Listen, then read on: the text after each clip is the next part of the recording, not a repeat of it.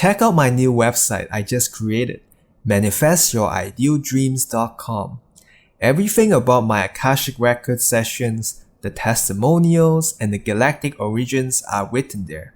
I also offer very cheap Akashic record sessions compared to other readers. So feel free to book a session with me, and feel free to email me anytime when there's anything you want to ask and anything you need. I look forward to having a session with you. Hello everyone. Today I'll talk about the Spican Starseed. This group resides in the constellation of Virgo, Spica being the brightest star in the constellation. The Spicans are one of the rarest starseed groups as they do not have any involvement and affairs with Earth. The Spicans are one of the most sacred collective in the group and really prefer their own space. That's why they rarely associate with other galactic beings and often hidden plain sight, and restrict others from casually access to their space. One of the main groups of the Spicans are the white feline humanoids. It's very familiar to the Lyrans, right?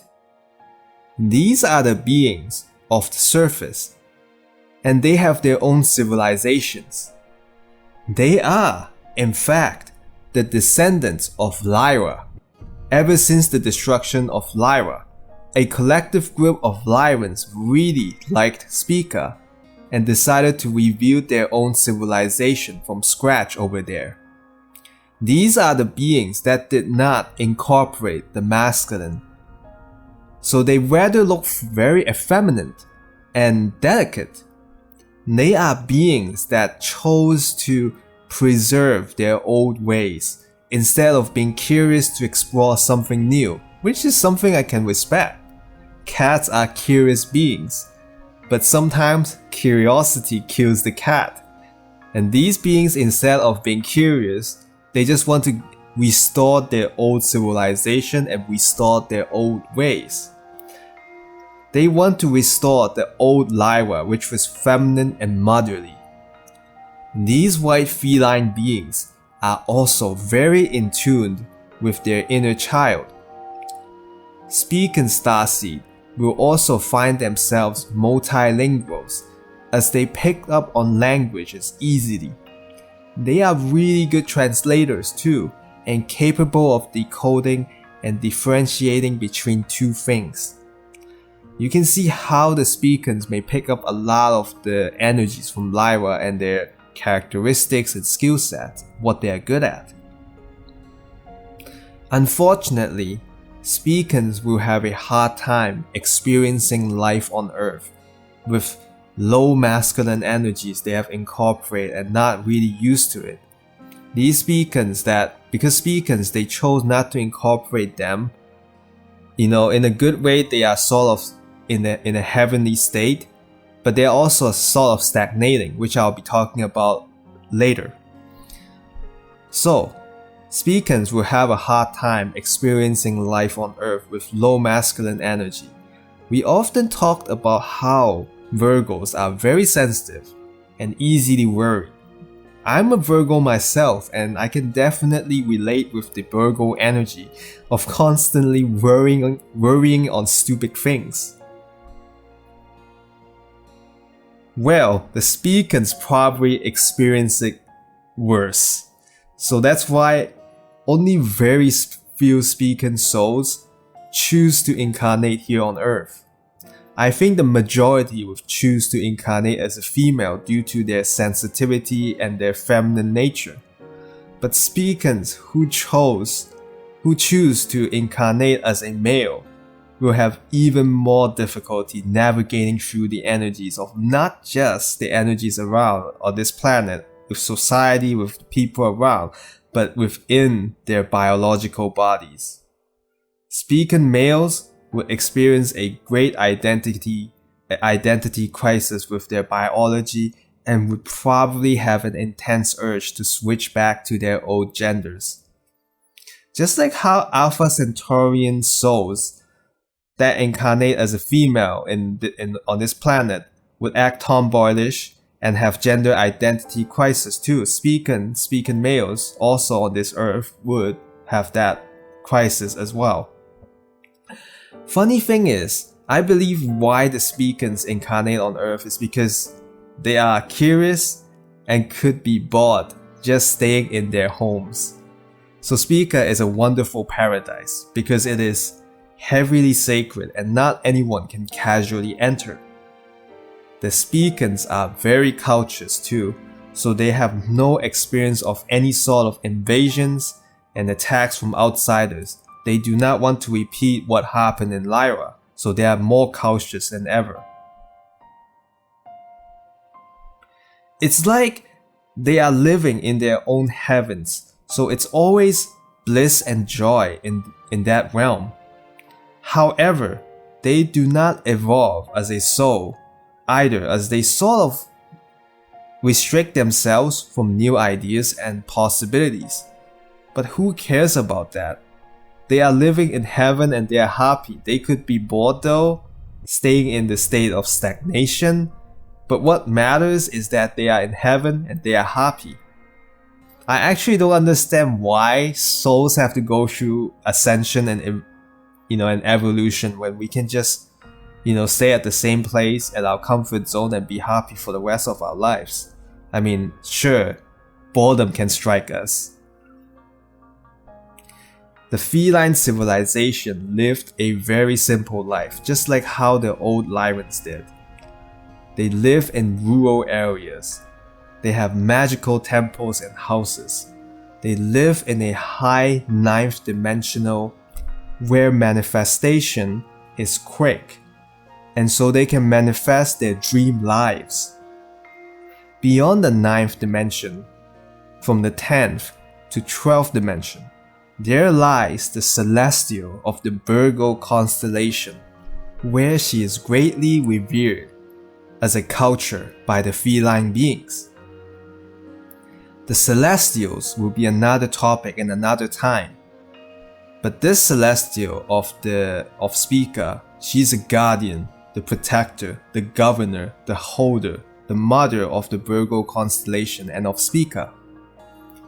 The feline often communicate with her through deep telepathy in groups to greet and show their reverence for maintaining and keeping their home planet in safe and sacred space.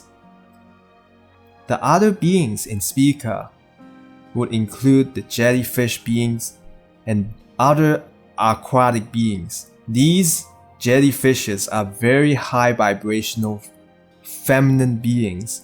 On Earth, they appear as dangerous and harmful to humans, but in other realms, they are very gentle and delicate beings. They appear to be floating above the surface and in outer space. Yes, so these are not really like oceanic aquatic beings. Rather, they are space beings. They fly on, they're like, they fly on air. They're like air beings. They don't live under the ocean. They live in air, just like how birds do. The jellyfish beings are very high vibrational, beyond the 9th dimension, that I consider them even low celestials, as I want to point out how powerful a celestial is. They are pretty huge, and the large one being the size of a skyscraper. They don't like intensive movements and prefer to be in a state of tranquility and peace. Their heads are often glowing in vibrant colors. I also see humanoid jellyfishes with the head of a person and the body of a jellyfish floating in the skies. One main trait of the celestial is that they can phase through dimensions and travel through them casually, bypassing the laws of each dimension. The jellyfish beings are also dreamers. They are constantly living separate lives within their dreams, while also remaining conscious in their own real celestial body. They are powerful dreamers. They really prefer their own space as they deeply respect each other's own personal space. They really treat each other and treat themselves in the highest form of sacredness possible. Everything about them is sacred. Other than the jellyfish, I also see space whales, turtles, and many more aquatic beings. The feline beings seem to be in great harmony with the aquatic beings. Overall, this group of collective are really independent in that they prefer to live in their own worlds, and they do not casually allow others to enter their worlds, as they treat them very sacred. However, on the surface, the Spican Starseeds are very gentle, kind, and loving individuals who desires no harm for others, and are generally great beings. But to develop a deeper connection with them takes a lot of trust and time. They can seem very picky, but that's because they only allow the right people into their circle. Spicans are very sensitive beings. They can have various different sensitivities such as the food they eat, the routine they choose, the career, the hobbies, the community, which isn't necessarily a bad thing, it's a way of life. It's just that they don't prefer to take big risks in experimenting and prefer to play it safe. Lastly, I want to share with everyone what I see in the lower dimensions of Spica. This is something I was actually thinking hard, and I want you guys to discern based on what I see. So we are sort of taught that Earth is the hardest school because there's no place like Earth, like duality and fight or flight environment, and it's pretty difficult for souls to navigate here. The energy is difficult, everything is difficult, and it's considered the hardest school in this universe. But what I got is Earth is not just the only place that is very difficult. So each places have a high dimension and a low dimension, have a high vibration. The higher dimension exists with higher vibration, higher energies.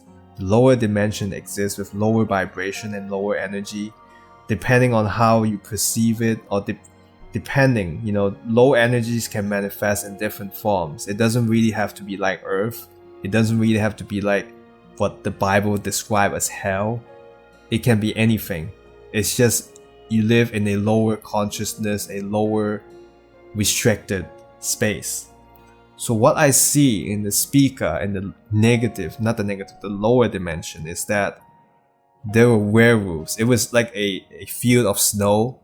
It's like a Scandinavian winter, and everywhere is forest. There are mountains, and I see like these huge wolves, like this giant, like not really giant, but they're pretty huge, and they are very ferocious. They were like jumping toward that prey, and I don't even see what they're trying to catch, but they were like attacking. When I like tap into Spica, like there's this like image that sort of like interrupts what I'm channeling, and then it's like a lower dimension of the Spican realm.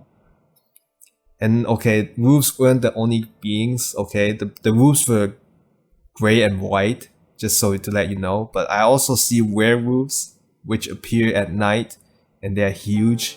They're more like a humanoid werewolf. And I also see Yeti as well.